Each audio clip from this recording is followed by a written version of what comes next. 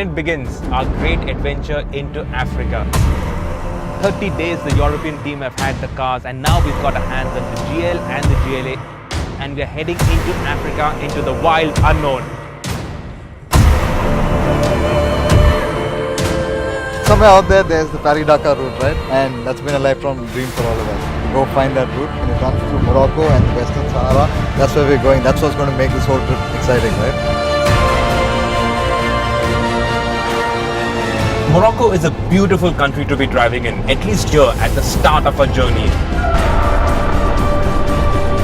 The motorways are really nice, but the thing to watch out for are speed limits. On the highways, it's 120 kilometers an hour. And when they want you to slow down, they go from 120 to 100 to 80 to 40. In a span of like some 50-100 meters, and that's where the cops are. The vistas are vast and open. There's a sense of freedom that you get over here.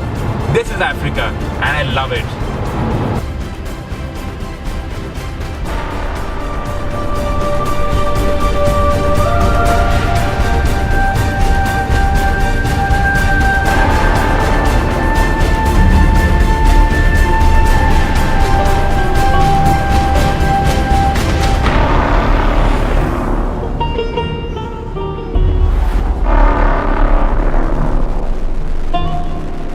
As an introduction to Morocco, Tangier is an insane place.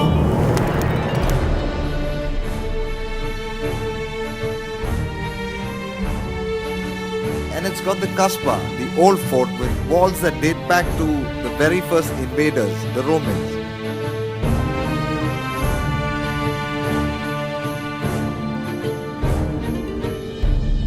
So it might seem a bit out of character for us to be walking and not driving, but we are here in the Kasbah, in the heart of Tangier city, all narrow alleys and these beautiful buildings.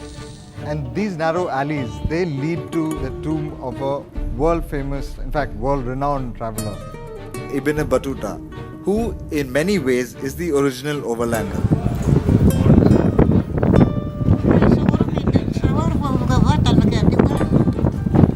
He left home at the age of 21 and went to Mecca, and from then on he travelled all over the world for 29 years. And if he'd done that today, it would have been 44 countries and about 50 to 75,000 miles.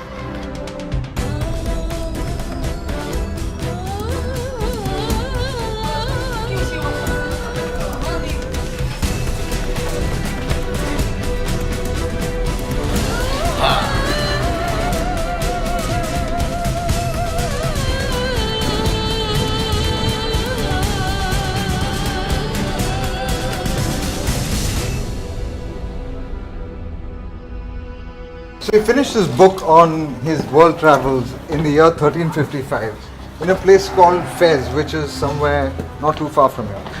And we are driving there tonight. We're going to spend the night at Fez, where this man's book, it was called The World, was finished.